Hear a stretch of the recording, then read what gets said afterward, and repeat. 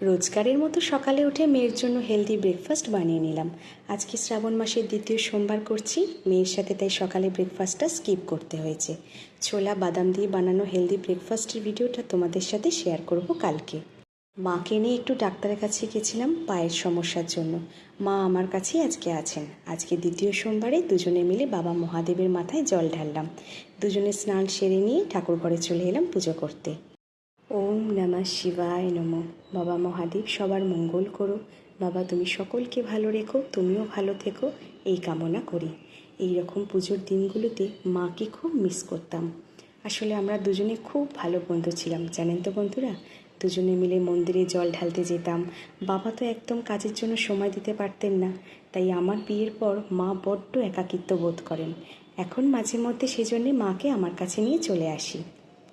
পুজো পর্ব শেষ করে মা মেয়ে রান্নাঘরে চলে এলাম রান্নাবান্না করব বলে। ঠিক সেই সময় দেখি ঝমঝমিয়ে বৃষ্টি শুরু হয়েছে। দুদিন যা গরম ছিল, বৃষ্টি হয়ে একটু স্বস্তিই হলো। বাড়িতে বসে জানলার ধারে দাঁড়িয়ে বৃষ্টি দেখতে মজা নিতে ভালোই লাগে, কিন্তু যারা রাস্তায় কাজের জন্য বাইরে আছেন তাদের কিন্তু বৃষ্টিতে খুবই অসুবিধায় পড়তে হয়।